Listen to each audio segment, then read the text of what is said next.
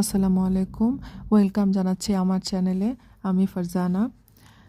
উম, আজকে একটা ছোট ব্লগ নিয়ে এসেছি। এটা ছিল রবিবার দিন সকালে। শুক্রবার আমার বাসায় গেস্ট এসেছে।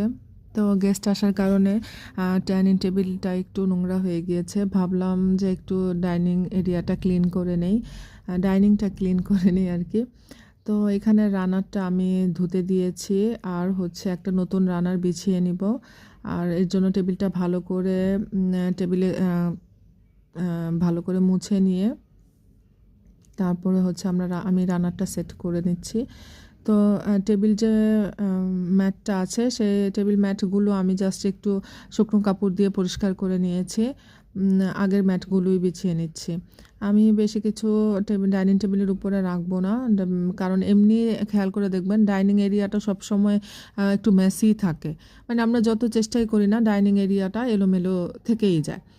তো চেষ্টা করি ডাইনিং এরিয়াটা একটু ক্লিন রাখার জন্য, ডাইনিং টেবিলটা একটু ক্লিন রাখার জন্য, তাহলে মেস আপ কম মনে হয়। তো বাসায় যে গেস্ট এসেছিল, আমি শুক্রবার ফ্রাইডেতে এসেছিল। আমি হচ্ছে শরীর অনেক বেশি খারাপ থাকার কারণে স্যাটারডেতে আমি হচ্ছে ক্লিন করতে পারিনি, শুধু রেস্টই নিয়েছি, ঘুমিয়েছি।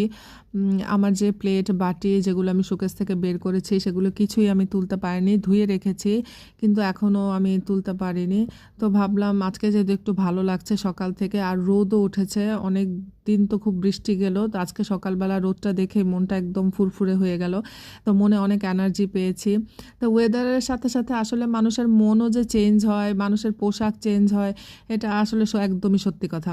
তো এখানে ডাইনিং এরিয়াতে আমি আমার একটা বেতের ট্রে ছিল, আগে তো কাঠের ট্রেটা ছিল, সেই ট্রেটা আমি হচ্ছে আজকে এখন আর রাখবো না।